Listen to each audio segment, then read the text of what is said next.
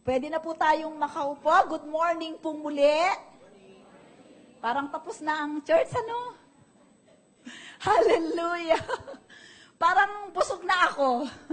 Hallelujah. God is good. Amen. So, alam po nyo, last week, sabi ko, Lord, ano naman ang gusto mo na ipahayag sa mga anak mo next week? Kasi sobra akong na-bless last Sunday doon sa word na ibinigay ng Panginoon kay Pastora Citas. And I was seeking the Lord. Alam po nyo kung ano ang sinabi sa akin ng Panginoon. Teach them how to win their loved ones to Jesus. Hallelujah! Exciting, hindi po ba? Kasi yun yung struggle ko din. Amen? Sino dito ang nung nakilala natin ang Panginoon, sobrang hindi natin makontain ang Panginoon sa ating buhay. Hindi po ba? Parang everyday, gumagawa siya, sinusurpresa niya tayo sa mabubuting bagay. Inayos niya ang ating sambahayan. Pinagpalan niya tayo. At pag nakikita natin ang ating mga mahal sa buhay na nandun pa rin sila sa dating buhay, nagkakaroon tayo ng burden na, Lord, sana makilala ka rin nila.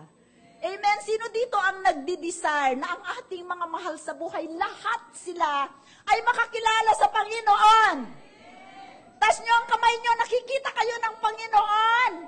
Sabi mo, Lord, I want my loved ones to come to the knowledge of you and receive you and make you their Lord and Savior. Amen. Amen. Alam nyo, ang mga kamag-anak ang pinakamahirap pagwagian. Agree? Sapagkat araw-araw nila tayong nakikita, araw-araw nila tayong na-encounter, araw-araw nilang naririnig, alam nila yung mga kabulastugan na ating ginawa in the past, hindi po ba? At pag tayo ay binago ng Panginoon, parang hindi sila makapaniwala. Ngunit sa umagang ito, nais ko po na tingnan natin, ako po ay natuto dito at alam ko na kung ano ang gagawin ko. In fact, alam ko na rin, kaya hindi ako naging consistent. Amen? At importante ang consistency pag tayo ay nagwawagi sa ating mga mahal sa buhay. At ako ay naniniwala na ang Panginoong Diyos, mahal niya tayo eh. At dahil mahal niya tayo, sabi po sa Acts 16:31, sige nga, so they said, ito po yung case ng Philippian jailer. Amen? Na nung ibilanggo nila si Silas at saka si Paul, doon sa pinakailalim na bahagi ng preso, sila po ay binugbog ng metal. Hindi po yung lubid ang ginamit. Ang ginamit sa kanila ay metal. Ibig sabihin, tumatalab sa buto yung mga sugat nila.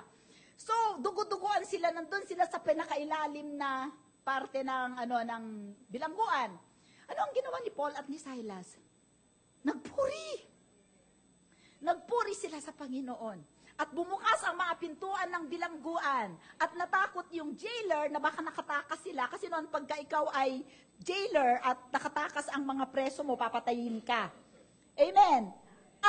At ito ay pinigilan ni Paul at naligtas yung jailer. Sabi na ni Paul sa kanya, so they said, sa ano ang gagawin namin para kami ay maligtas? Sabi ng jailer, ano ang gagawin ko para ako ay maligtas? Sabi ni Paul, believe on the Lord Jesus Christ and you will be saved, you and your household. Glory! Pangako yan. Na kung merong isa sa sambahayan ang nanampalataya kay Jesus at naligtas, susunod na yan lahat. Amen? Pero sino ang gagamitin ni God na magpahayag at magpakita ng kagandahan ng magandang balita? Ikaw. Amen?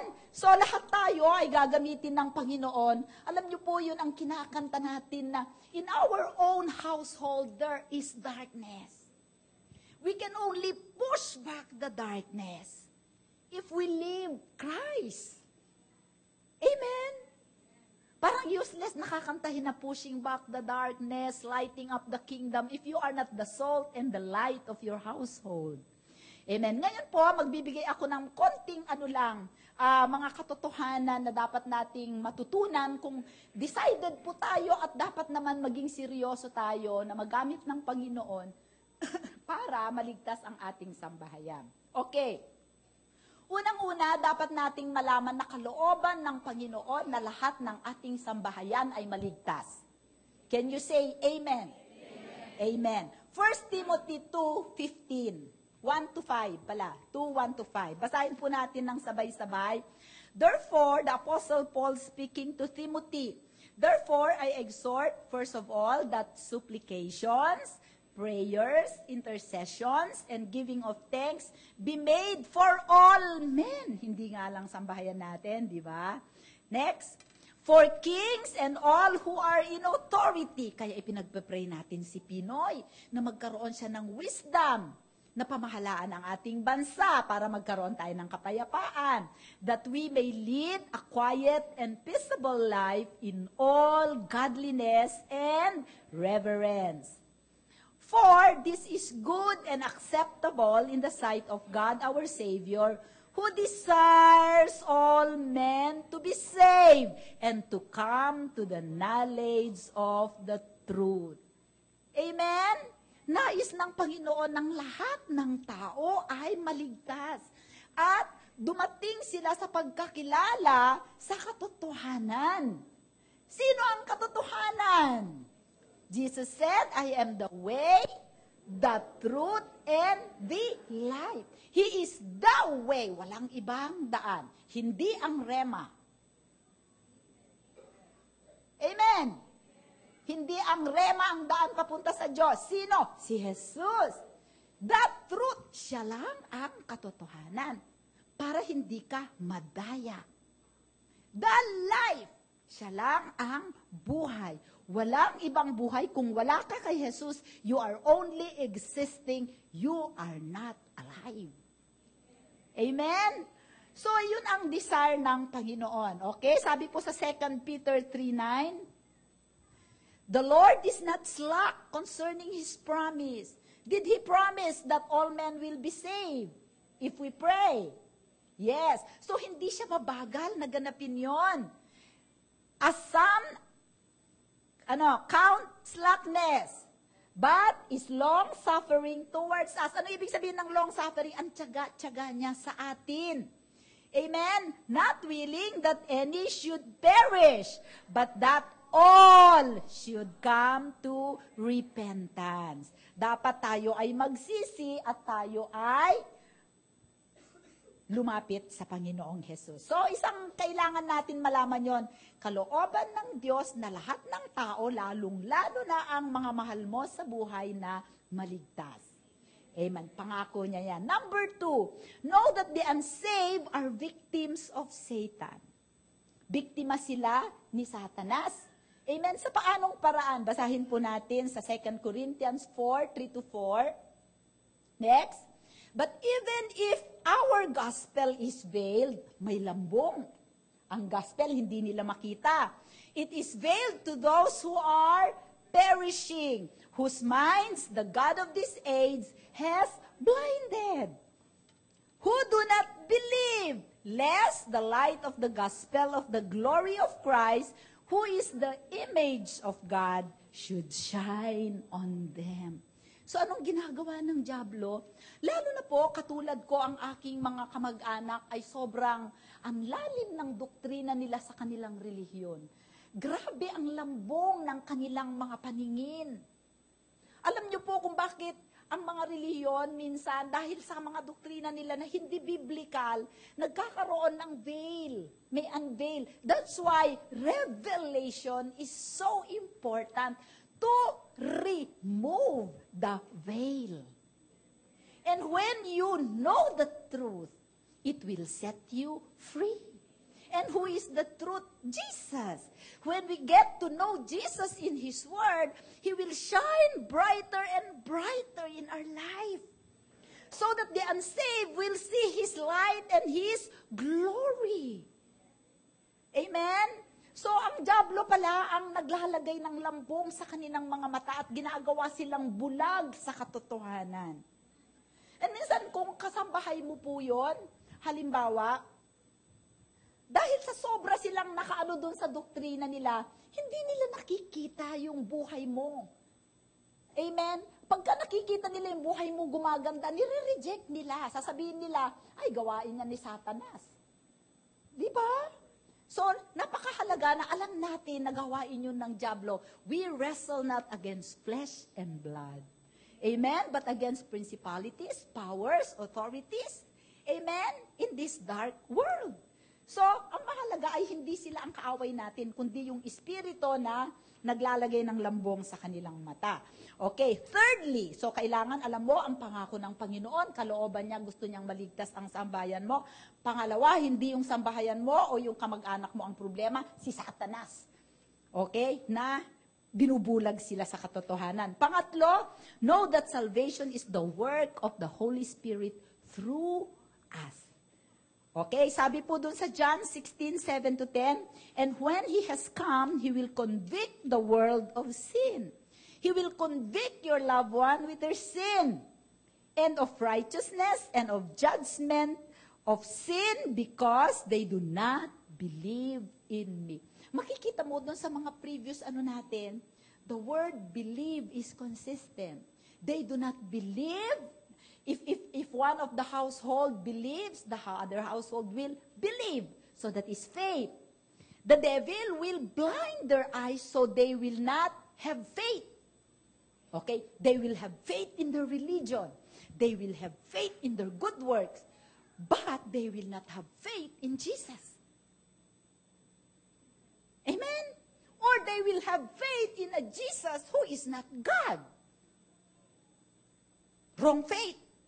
Okay, so nakita ninyo yung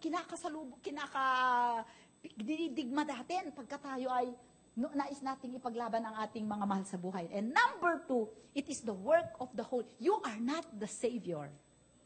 Amen! Kaya pagka hindi natin, Lord, 20 years na, bakit hindi pa na? Huwag mong sisihin ang sarili mo.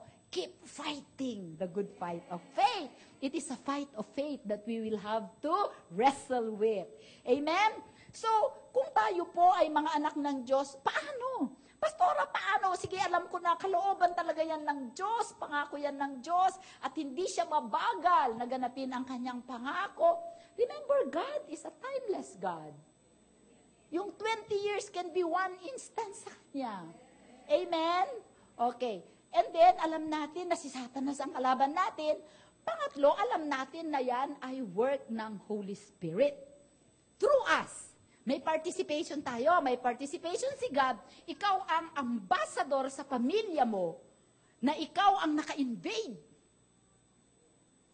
Ikaw ang inilagay ng Diyos na change agent sa pamilya na yan. Ako ay nilagay ng Panginoon na change agent sa pamilya ng talatad.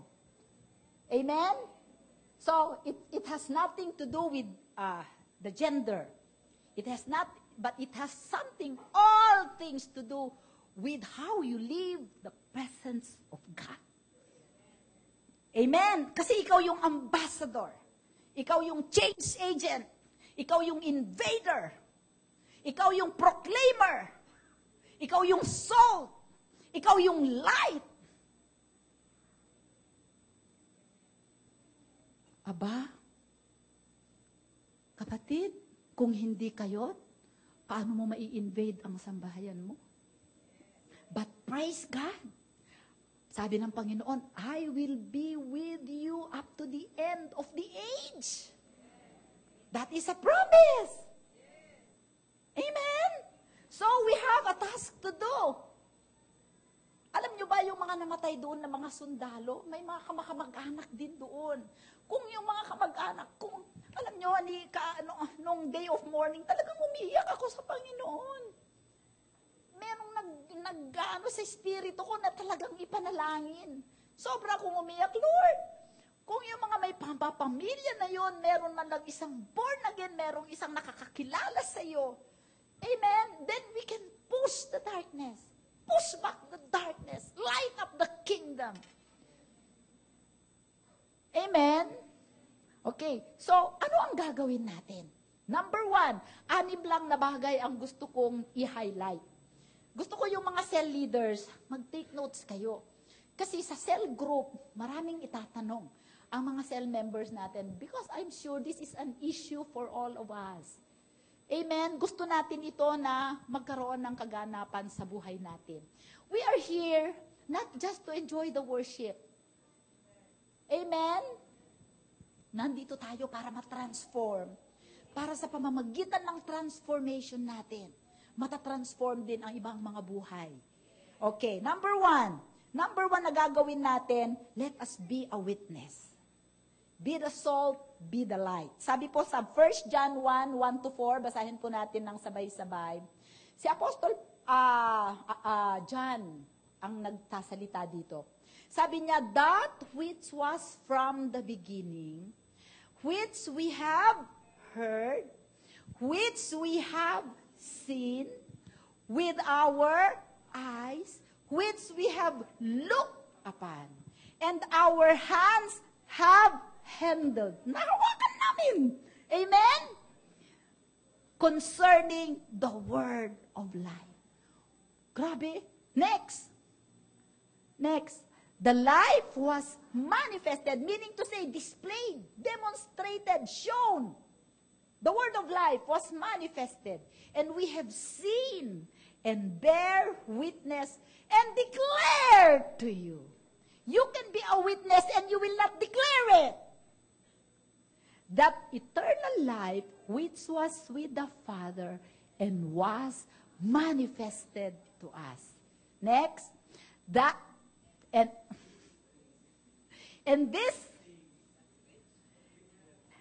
which we have seen and heard, we declare to you that you may also have fellowship. Kaya niya, dinideklara, we want you to have fellowship, communion with us. And truly, our fellowship is with the Father and with us and His Son, Jesus Christ. Next, and these things we write to you, that your joy may be full. Wow! You cannot read that verse and not rejoice. Amen. John is saying, I am a witness. Di ba? Ang witness ay saksi. Testigo. Siya yung nakakita. Siya yung nakarinig. Siya yung nakaamoy. Siya yung nakahawak. Ay witness. Amen? Sabi ni John, ang eyewitness, ikinukommunicate niya, tinatalastas niya, sinasabi niya, dinideklara niya, pinoproclaim niya. Sinisigaw niya. Hindi niya sinasarili. Kasi kung sasariliin niya, yung joy na natanggap niya, anong mangyayari? Sasabog siya. Amen? Sasabog siya. Because he has handled the word of life. He has, the eternal life was manifested. Something that is spiritual, something from the heaven, suddenly became flesh. Amen. You want salvation to take on flesh in your household? Be a witness. So that they too can have fellowship with the Father and Christ. It is something that you cannot buy, even if you have a lot of money. Amen? O sige, be a witness. Yun ang ibig sabihin ng witness. Di ba, pagka kayo ay, ang witness is somebody who has seen an event. Halimbawa, kung witness kayo ng murder, witness kayo ng pagnanakaw, di ba? Pupunta kayo doon, titistigo kayo, sasabihin nyo kung ano narinig nyo, anong nakita ninyo, ano ang naamoy nyo, ano ang nasalat nyo. Di ba? Okay, so simple lang yon. Okay, so who can be a witness for Christ? Nakita na ba ninyo si Jesus? Tanong ko, have you seen Jesus?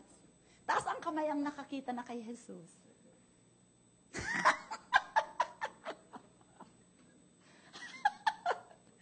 Wala, hindi pa nga natin nakita sa physical. But in our spirit and soul, we have seen Him in the Word. That's why we have the Bible. You see Him in the spirit realm. Jesus is beautiful. Doon sa Revelation, verse 2, He has eyes of flaming fire. his hair? Hindi ba? Kung hindi kayo nagbabasa ng Biblia, hindi nyo makikita. Jesus is love. Jesus is pure. Jesus is joy. Jesus is holy. He is so clean. He is so mabango. He is so powerful. He is a king, robed in majesty. In my soul and in my spirit, I have seen Jesus, and I want to commune with Him every day. If you did not see Jesus, then you have not met Jesus. Bakit kayo nananalangin kung hindi ninyo siya nakita?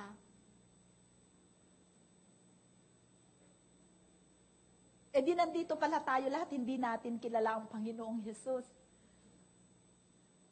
Amen. Wag ho kayong sa akin lang makinig. Bawat isa sa atin, we can seek God. That's why we seek Him. We seek Him every day. We seek Him all the time. He speaks to us. Diba? Nakakausap natin siya. Ipinapatuto ko nga nung prayer meeting, nung pagkagising ko sa umaga, Lord, what is in your heart today? And then ito ang prayer ko, make me a blessing to someone this day. Wala pang 15 minutes, may dumating na humihingi ng tulong. Yung flesh ko, nagre-revolusyon, nagre-rebelde, kasi itong tao na to, palagi na lang ito. Ako nang ginawa niyang Jesus. Pero sabi ng Holy Spirit, di ba, hiningi mo, nagbago ang countenance ko. You are seeing Jesus every day. When you read the Word, you are seeing. Don't tell me you don't want to see Him. You have known Him, tama? How can you explain the miracles in your life? How can you explain your prosperity? Prosperity is a miracle. How can you explain your healing? How can you explain your children are normal? How can you explain your children are following the Lord? How can you explain the joy that is in your home? How can you explain the unity, the privilege, the influence, the power, the anointing? How can you without seeing Jesus?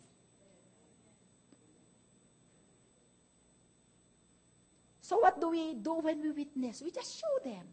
We tell them. Amen? Yun ang witness. Nag-transform ang buhay mo kahit wala kang Alam niyo po, sa pag-witness, mahalaga na nagsasalita tayo. Ngunit ang Kristiyano, kahit nagsasalita, witness ka pa rin. Because if you are if you confess you are a Christian, the people will start reading you. They will read your words, they will read your actions, they will read your thoughts, and they will make a judgment about Jesus because of you. Napakahirap ng witness kung ikaw ay fake. If you have not seen Jesus, you cannot be a witness. If you have not experienced Jesus, you cannot be a witness. Ano ang i-witness mo?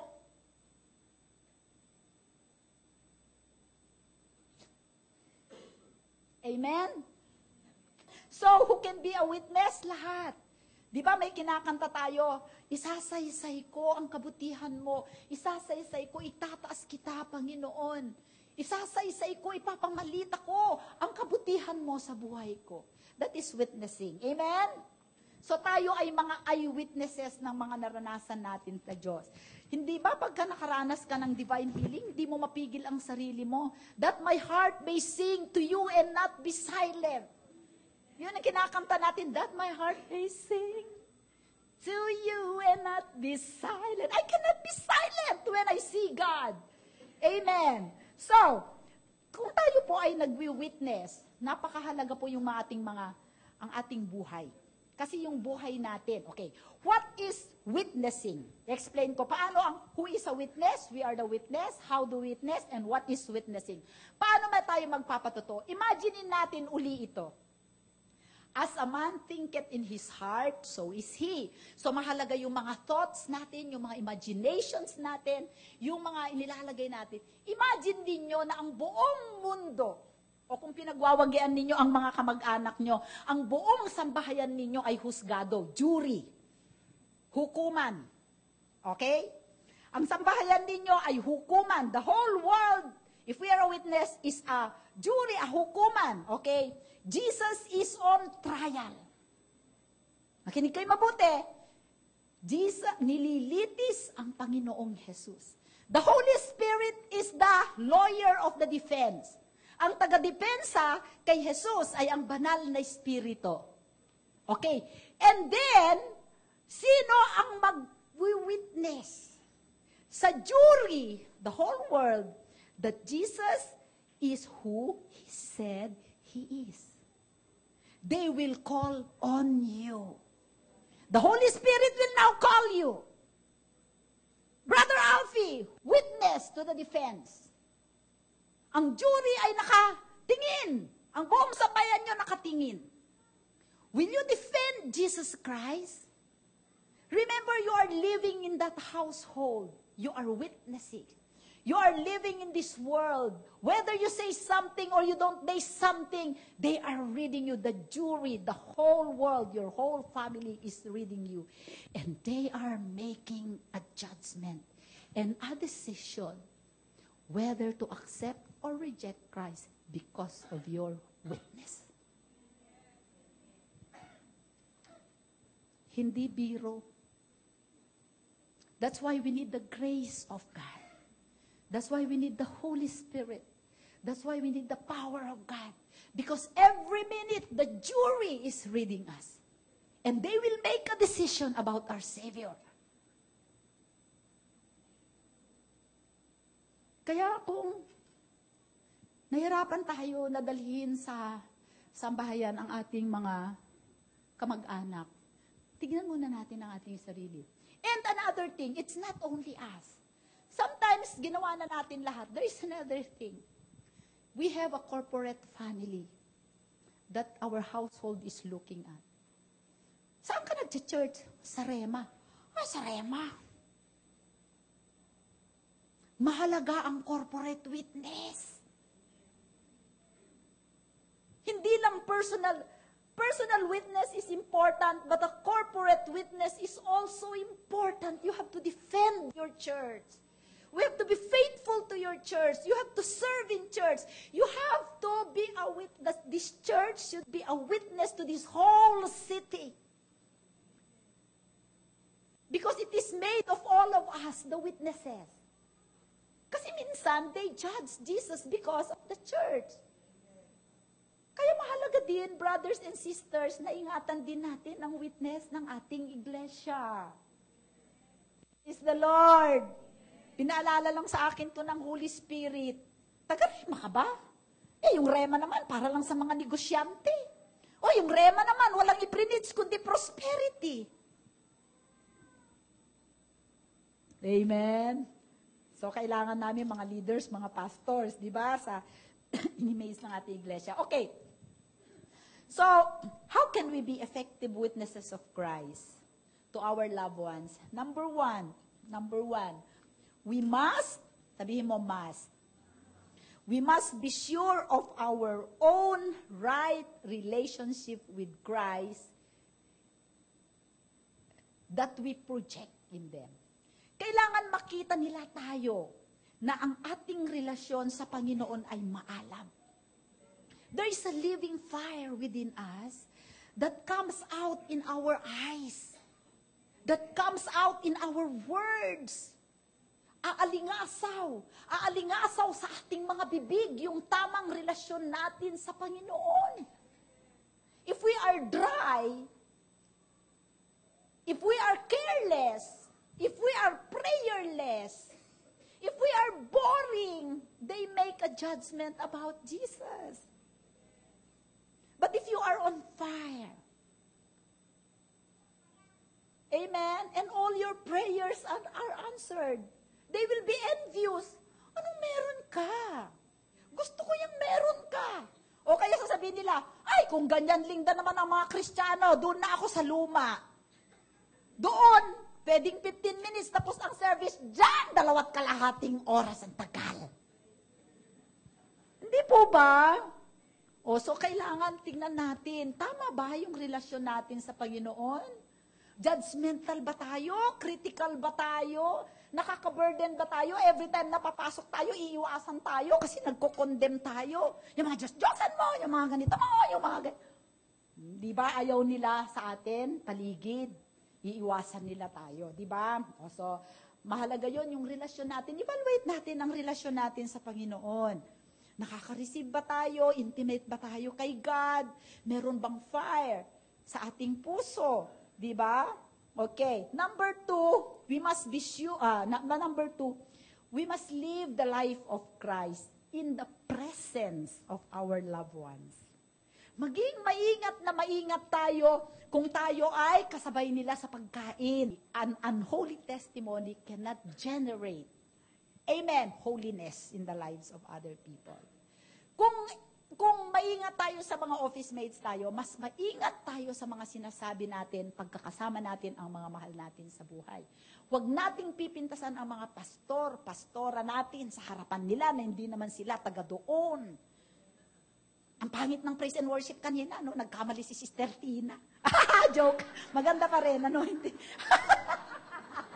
Alam mo yon, yung mga nagbibitaw kayo ng hindi magandang salita. At saka yung parang, minsan lang kayo magkakasama, pinipilit nyo sila. Sige na, bibigyan kita, magkapunta ka. Sige na, ang kulit. Don't nag them. Huwag natin silang inanag. Huwag natin titirahin ang mga doktrina nila. Amen! Maghanap tayo ng level ground. Hallelujah! Okay. Kailangan maging careful tayo even sa business dealings natin. Kung alam nila, negosyante tayo. Kaya naman yan umaano sa negosyo, ang daya ng kanyang timbangan, dinadaya niya yung kanyang dinadaya niya yung ganito. Hindi tayo makakapagwagi. Amen? Pangatlo, we must love them. Sabi mo, love. And display a radiant, trustful attitude towards God and towards them. Amen? So, kailangan mahalin natin sila at magtiwala pa rin tayo sa kanila. Unang-una sa Panginoon at sa kanila. Amen? Hanapin mo yung way na makakapenetrate ka sa mga puso nila. Okay? So, sabi dito, kung tayo ay hindi nagtitiwala sa kanila, maniwala ako sa iyo, yung mga ganon. 'Di ba? So, kailangan pakinggan din natin sila. Okay? So, mahalaga po 'yon yung ating sariling buhay. Alam po ninyo, yung testimony natin, kung nakikita nila na binavalue natin si Jesus. Magtataka sila, bakit kaya ganon sila ka-committed? Bakit kaya ganon sila ka-devoted kay God? 'Di ba? This Jesus should be someone, iba-iba ang meron sila. So, mag-start silang mag-wonder. Hahanapin nila, anong meron ka? Amen? Bakit lahat ng ginagawa mo nagpo-prosper? Bakit lagi kang may favor? Kasi tama ang relationship mo sa Panginoon. Tapos yung faith mo kay God, nag-work lahat ang mga prayer mo. Nagugulat sila. O, ipag-pray kita. Gusto mong magkaroon din ng meron ako? Amen? Ang pinagmumulan ng lahat ng mabubuting bagay, si God lang. Amen. Amen. Okay. So, pang-apat, what is the element that makes a person willing to be a witness? Sacrifice. Sabi mo, sacrifice. Diba? Pagka gusto mo talaga maging witness sa mga mahal mo sa buhay, alam mo naman na inaabuso ka na. Diba? Pero sige lang. Amen? Sige lang, basta kaya mo, sige lang. Amen? So, hindi tayo, minsan, pagka ikaw lang nagre-reklamo ka, pero pagkakaharap mo sila, di ba, hindi mo rin mapipigilan kasi merong outflow galing sa heart mo. Hindi po ba? Okay, so pumunta po tayo doon may natututunan po ba tayo? Okay, so makinig tayo mabuti kasi lahat tayo, next week, pananampalatayanan natin, kasama natin ang mga mahal natin sa buhay. Amen? So, sabi natin, number 1, be a witness. Okay? Number 2, pray, and fast. Amen? Mananalangin ako, Pastora, pero yung magpa-fast. Hindi ka naman magpa-fast kung hindi ka nililid ng Holy Spirit na mag-fast. Amen? O pwede ka naman mag-fast para marinig mo ang Holy Spirit, hindi para humingi ng pabor. Amen? Kundi para mas mapakinggan mo kung ano yung instruction na sasabihin ni Lord sa'yo. Kung paano mo pagwawagian yung mahal mo sa buhay. Amen? Sapagkat kung busog na busog ka, lagi kang inaantok. Hindi ka makakapanalangin. Hindi po ba? Sabi po sa 1 John 5:14, next. Now this is the confidence that we have in Him, that if we ask anything, according to His will ba ni God na masave ang mahal mo sa buhay? So if we ask anything daw, according to His will, He hears us. Amen. Next. And if we know that He hears us, whatever we ask, we know that we have the petitions that we have asked of Him. Di ba sabi sa Mark, when we pray, we believe, we receive. When did you receive? When you pray. Hindi ka magre-receive last. In the Spirit, you already received it. Amen? So yun ang confidence natin. Lord, will mo na masave ang nanay ko, kapatid ko. Now I ask in prayer. Sinabi mo, whatever I ask, you hear it. Amen. And I already have it. Okay? Sabi natin kanina, God wills all men to be saved, including our loved ones. Bakit naman dumadating yung area ng fasting? Sabi po doon sa Mark 9:29, alam natin na ang mga mahal natin sa buhay, hawak ng kaaway. Diba? Sabi sa Mark 9:29, sabi niya, and He said to them, this kind of devil or the work of the enemy can come out by nothing but prayer and fasting. We are not wrestling against your relative. You are wrestling against the spirit that is residing in him, that is preventing him from seeing, that is blinding him to see the beauty of the gospel. So yun ang bakit kailangan nating mag-pray at earnestly, steadfastly, continuously, and fast. Okay? So, ano ang mga dapat nating ipanalangin? Pangalawa, pray for ears to hear and eyes to see spiritual truth. Kasi di ba may lambong ang kanilang mata, sabi sa Matthew 13:14, sabi, anuhin mo sister, ano mo. And in them, the prophecy of Isaiah is fulfilled, which says, hearing you will hear and shall not may naririnig, pero hindi na unawaan. And seeing you will see and not perceive. For the hearts of these people have grown dull, mapurol. Amen, mapurol. Their ears are hard of hearing, and their eyes they have closed, lest they should see with their eyes and hear with their ears, lest they should understand with their hearts and turn, so that I should heal them. Bakit? Itong tao na ito, they are spiritually blind. Their hearts, their spirit cannot receive. That's why it is dull. Amen? Parang napapakinggan kanila, pero parang yung, di ba, yung heart, the heart of man, hindi pumapasok, hindi nakaka-penetrate, hindi nila napaperceive. So, pagka ipinanalangin natin ang ating mga mahal sa buhay na wala sa Panginoon, ipanalangin na ang kanilang mga mata ay mawala ang lambong, ang kanilang mga tenga ay mawala yung nakabara. Amen? Actually, para mag-penetrate sa puso nila yung gospel.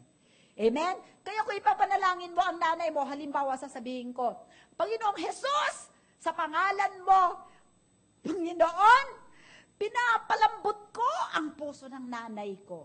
At pinabuksan ko ang kanyang tenga na marinig niya ang katotohanan ng iyong salita at hayaan ang binhi ng iyong salita ay may tanim sa kanyang puso.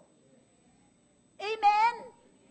Sige nga, sabihin nga ninyo, Panginoon, sa pangalan ni Jesus, palambutin mo ang puso at buksan mo ang tenga niya marinig niya, makita niya ang kagandahan ng magandang balita. Amen? Say it as if you believe it. Hindi yung Panginoon, baka naman. Walang faith. Amen? So, panalangin natin. Yun ang papanalangin natin. Pangatlo, pagka tayo ay nananalangin, pray that the Lord of the harvest sends laborers across their path. Amen? Ano ang Lord? Sino ang Lord of the harvest? Kailangan na silang anihin sa kaharian. So, dahil hindi ka pinapakinggan ng mga mahal mo sa buhay, ano ang sabi doon sa Matthew? Basahin nga natin. Matthew 9:37. Then he said to his disciples, basahin natin. Then he said to his disciples, the harvest is plentiful. Marami ba? Okay. But the laborers are few. Kakonti. Next. Therefore, pray the Lord of the harvest to send out laborer into his harvest. Amen? So, tawagin natin. Sabihin mo, Panginoon, magpadala ka naman kay ganon. Yan. Ng perfect messenger. Okay? Laborer na pakikinggan niya. Tatanggapin niya si Jesus. Amen? Okay. So, ano ang ipapanalangin nyo? Number 1, palambutin ang puso. Number 2, mabuksan ang mata, mabuksan ang tenga. Pangatlo, magpadala ang Panginoon ng mensahero, di ba? Okay. And then, pang-apat, hindi pala. Una, be a witness. Pangalawa, pray. Okay, pray and fast. Pangatlo, take authority in the spirit realm. Amen? Meron tayong kapangyarihan sa espiritu because our warfare is not in the flesh. Ano ang pagkasinabi kong take authority in the spirit realm? Sabi natin kanina, yung ating mga mahal sa buhay ay binubulag ni Satanas. So ano ang gagawin natin? Ano ang gagawin? Di ba sabi nandun sa, okay, basahin muna natin 1 Corinthians 2:14. 1 Corinthians 2:14. But the natural man does not receive the things of the Spirit of God, for they are foolishness to him.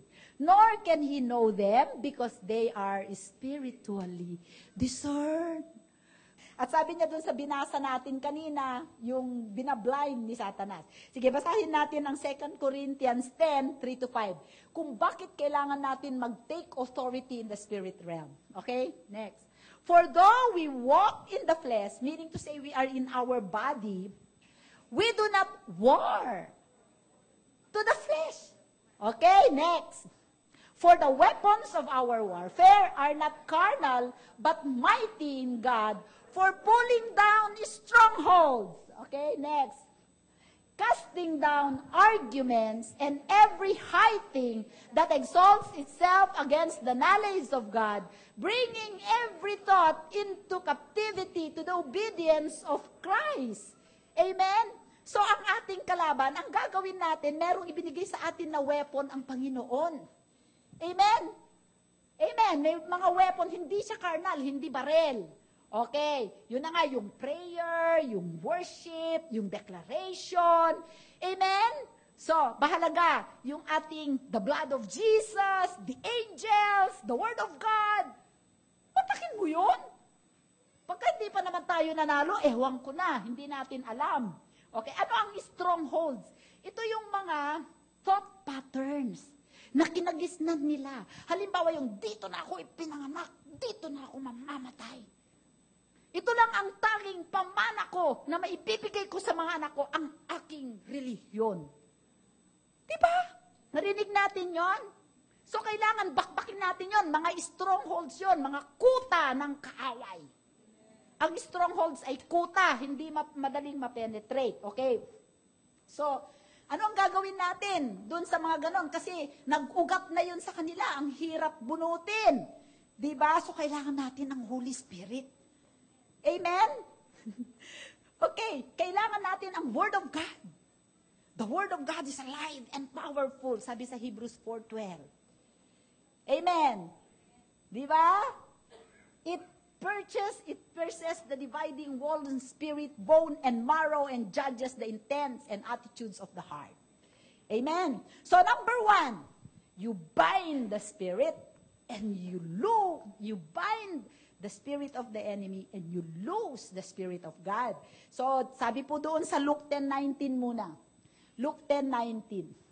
Ang kaaway natin ay espiritu. Halimbawa, sa aking mga kamag-anak, grabe ang spirit of Antichrist. Kasi si Kristo ay tao lang, hindi siya Diyos. Antichrist spirit. Grabe ang spirit of pride sa religion. Grabe ang religious spirit. Amen? Yun ang mga stronghold na kailangan mong bakbakin. Bakbakin natin yan sa pamamagitan ng salita ng Diyos, sa panalangin, sa declaration. Okay. Sabi sa Bible, behold, I give you the authority. Ano authority? Kapamahalaan, kapangyarihan. You have the anointing within you, the Holy Spirit. You have the sword of the Spirit in you, the Word of God. Amen? Huwag nating kalilimutan that our declarations are powerful. When we declare the Word, to trample on serpents and scorpions and over all the power of the enemy. Walang kapangyarihan ng kahaway na mas hihigit sa kapangyarihan mo. Because you have the Holy Spirit within you, indwelling and infilling you. Amen. And nothing shall by any means hurt you. Ako gusto kong basahin yan ng hindi nating no thing. Amen? Nothing will hurt you. Okay. Basahin natin ang Matthew 18. Hoy, alas 11 na. Matthew 18:19. Assuredly, sa Tagalog, sa totoo lang.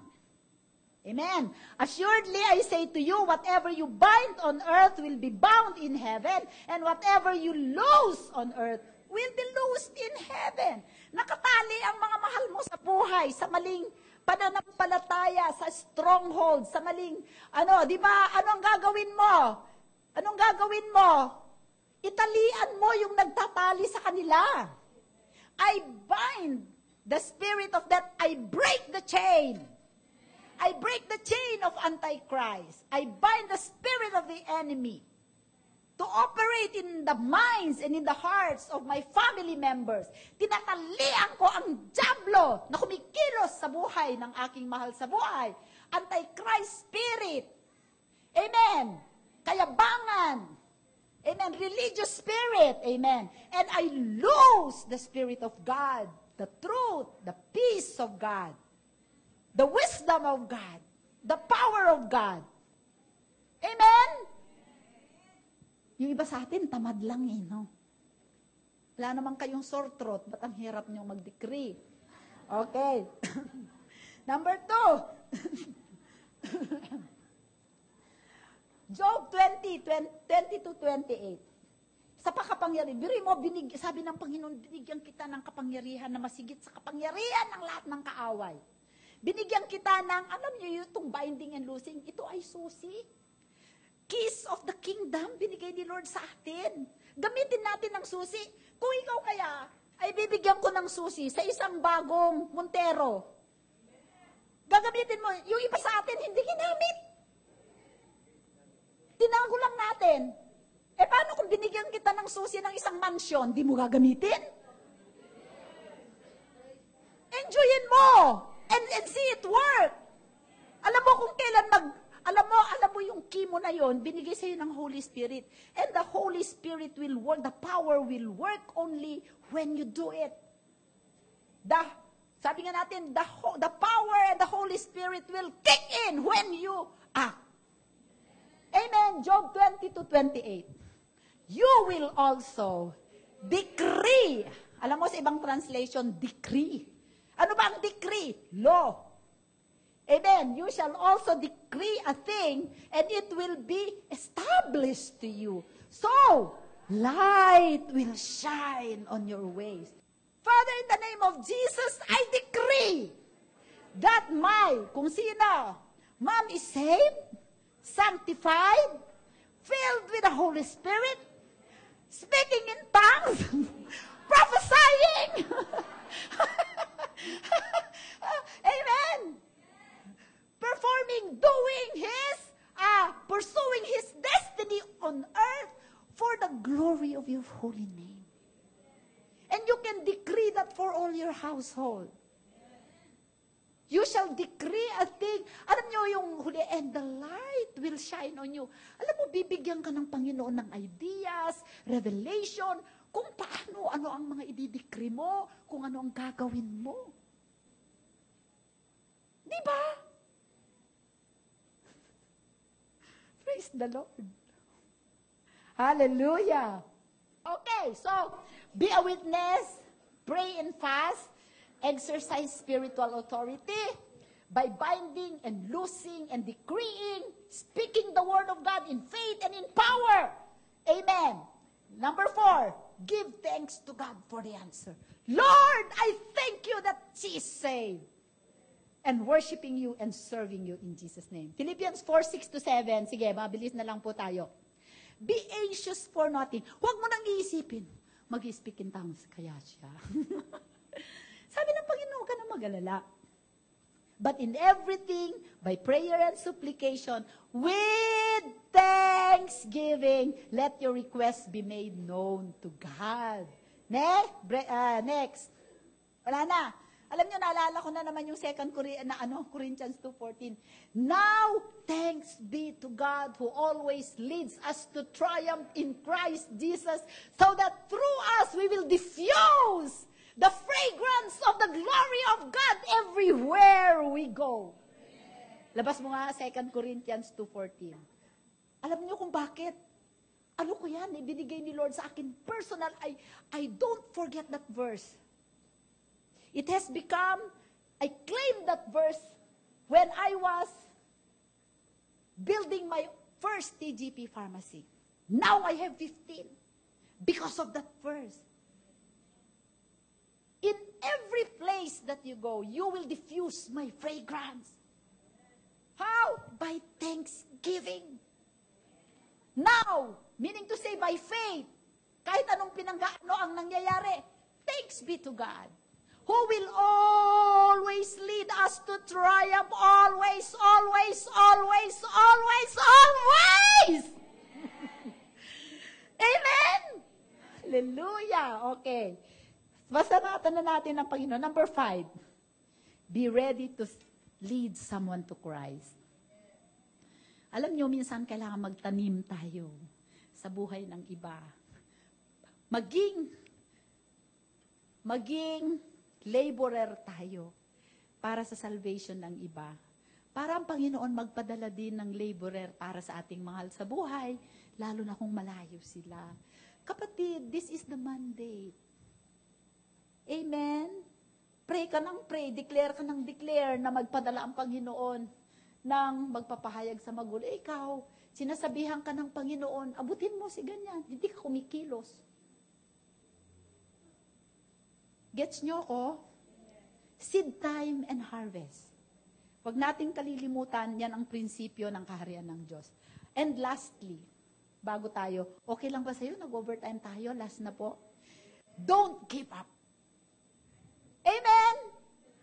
Kahit nasa last breath mo, at last breath ng magulang mo, you never can tell how the Lord works. Amen? Huwag kang mawalan ng pag-asa. Sabi niya sa Hebrews 10:35-39, last verse. Hebrews 10:35-39. Therefore, do not cast away your confidence, which is great, great reward. Amen. Next. For you have need of endurance, so that after you have done the will of God, you may receive the promise. Next. For yet a little while, and he who is coming will come and will not tarry. He will come and save her. Now, the just shall live by faith. But if anyone draws back, my soul has no pleasure in him. But we are not of those who draw back to perdition, but of those who believe to the saving of the soul. Glory to God. Did you learn something today? Tayo po ay tumayo. Hallelujah! Hallelujah! Father, I present to you the soul winners, the witnesses of Jesus Christ.